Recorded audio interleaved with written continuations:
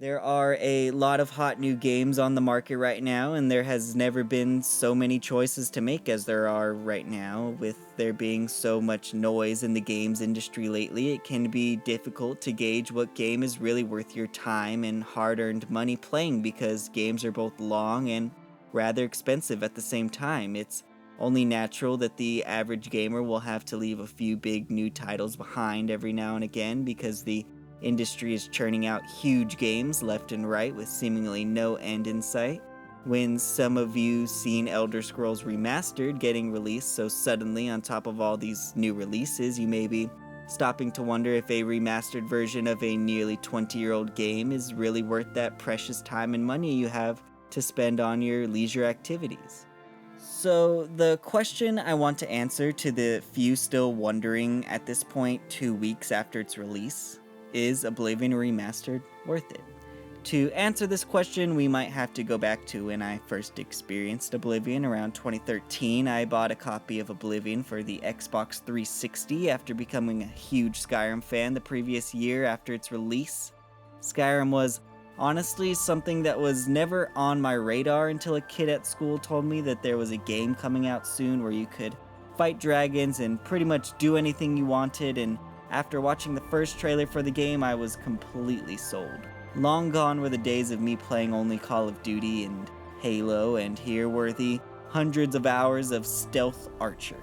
I think if you called my younger self obsessed with Skyrim, it might have been an understatement. I lived and breathed that game for years to come, and I still find myself making new characters and finding new things in the game every single year since its release. So, what happened when I played Oblivion for the first time shortly after playing Skyrim, you might ask? Well, I pretty much hated it. Skyrim was buggy, but Oblivion was buggy and janky. The systems were also a lot more complex than Skyrim's, which kind of didn't register in my 13-year-old brain. I honestly had the idea it would be a bit like the early Pokemon games where relatively similar games with similar concepts, where you did pretty much the same stuff as in the other games, but this time it was in a whole different world, but Oblivion just really was not that. I stopped playing Oblivion Remastered probably when I was still within my first 10 hours of gameplay when I was younger because I don't think I really got how to separate that experience from the experience of playing Skyrim. Oblivion Remastered releasing in this day and age kind of felt like something the gaming industry needed and is the perfect opportunity for Bethesda to let us know that they're still cooking with fire on their end and that there is a reason they're credited with some of the most immersive RPGs ever made to this day. I don't think that I was really born quite in time to have played the original Oblivion in its heyday. When it initially released, I don't think I really even had a console that could play it, and contrary to its popularity now, when I was a kid, nobody else my age was playing games like Oblivion yet, so I honestly haven't even heard about it until playing Skyrim. In 2006, I had a Game Boy Advance and a GameCube, which was pretty much still a common set of consoles to still be on back then, even though their predecessors may have just come out or had been releasing shortly. Your family pretty much just had whatever your parents felt like buying you on any given gift-giving holiday where they felt especially generous. The point I'm trying to make with this anecdote here is that Oblivion hasn't really been accessible for a long time. I did eventually get new consoles years later on the 360, however, but the Oblivion game had already been kind of outdated, and in 2009 I was still 9. Hence, anything that looked any less graphically advanced than Halo was off the table, as that was something me and my fellow 9-year-old gamers valued at the time. I would like to think that this is an average account of the gaming experience most people around my age had, give or take, so there is definitely a generation of people today that skipped over Oblivion due to circumstance, and I think that Bethesda knew this well. Since 2018, I and many others have been waiting tirelessly for even a sliver of information on the sequel to the best-selling action RPG in history, and here we are, still empty-handed, having a conversation about a full remaster to its predecessor. Unfortunately, there is no Elder Scrolls 6 news 7 years down the line, but rather than news of a game that Bethesda probably doesn't even plan on releasing until the next console generation. Bethesda gave us a brand new perspective on one of their beloved titles that may have not gotten to be experienced by as many people as it deserved because of circumstance, and to many, we are experiencing this brand new environment for the first time. It's as good as a brand new title, but to those who have played it already, it's a love letter to them and their continued support for this franchise. Oblivion Remastered was released with little to no warning on a random spring Tuesday for just $50 in a time where it seemed developers are threatening gamers with skyrocketing prices as high as $100 in the near future.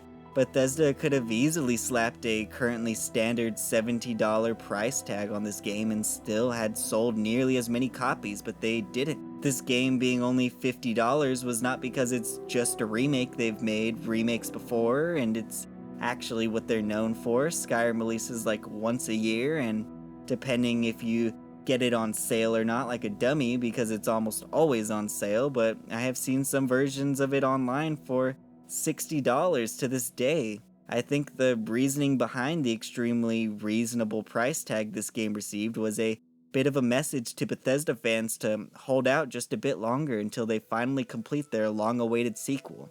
I don't think that we're going to be getting that sequel for a long time still, but I think with the release of Oblivion Remastered, I have faith that there is a good reason behind the delay and that Bethesda still hasn't forgotten about its core fans. Oblivion Remastered may still be a bit buggy, but I think that when you create a game on this scale, it is kind of a given. There are problems with every machine, and sometimes machines break down, stop running, and need to be restarted, and this becomes more and more true with the scale of the machine. So to think that a game this big could ever be void of bugs or glitches is kind of an unreal expectation at this point. This game solved a lot of bugs the original had, but it also created some new ones, and maybe even has some frame rate issues, even on the PlayStation 5, but these are not true reasons to discount the value this game brings to the table and is almost a testament to how much effort was really poured into this game. I will pose this question one last time to myself before truly answering it. Is Oblivion Remastered worth it? Well, it's more than worth it. Oblivion Remastered was released on the grounds that it be worth it. All of the graphics have been completely redone, with the goofy nature of the old graphics still being preserved, as well as the voice lines being modernized, with the janky charm of the original games still being intact. The gameplay progression system still has a complex feel to it that is much more streamlined than in the original, while still being rewarding, and to top it off, you get to experience this masterpiece of a game that is only rivaled by one of the greatest games of all time for only $50. You would be a fool to pass this game up now.